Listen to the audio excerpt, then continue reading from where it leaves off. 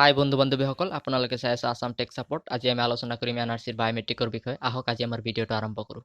কিছুদিন আগত মই এটা ভিডিঅ' বনাইছিলোঁ, য'ত মই কৈছিলোঁ যে আধাৰ কাৰ্ডৰ অফিচত কল কৰি কমপ্লেইন কৰিলে এনআৰচিৰ বায়োমেট্ৰিকটো ৰিজেক্ট কৰি দিয়ে, কিয়নো মোৰ ফ্ৰেণ্ড এজনে এমাহমান আগত কমপ্লেইন কৰিছিল।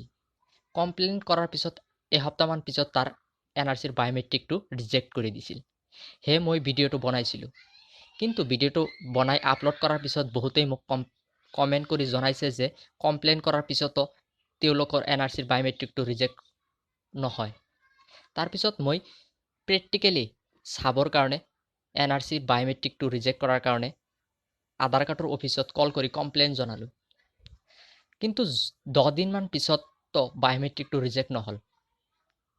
অৰ্থাৎ এতিয়া আৰু কোনো পদ্ধতিৰেই বৰ্তমান সময়ত এনআৰচিৰ বায়োমেট্ৰিকটো ৰিজেক্ট কৰিব নোৱাৰিব। যেতিয়ালৈ এনআৰচিৰ বায়োমেট্ৰিকটো ওপৰত UIDAI বা চৰকাৰে কোনো ধৰণৰ নতুন আপডেট লৈ নাহে। সেয়ে অতি সোনকালে চৰকাৰে এনআৰচিৰ বায়োমেট্ৰিকৰ ওপৰত নতুনকৈ আপডেট লৈ আহিব লাগে, কিয়নো আমাৰ সকলোৰ বাবে আধাৰ কাৰ্ডটো অতি জৰুৰী হৈ পৰিছে। আজিৰ বাবে এইখিনিয়ে। পৰৱৰ্তী সময়ত যদি কিবা আপডেট আহে মই আপোনালোকক জনাই দিম। সেয়ে এই চেনেলটো ছাবস্ক্ৰাইব কৰি বেল আইকনটো দবাই ৰাখিব। Thank U.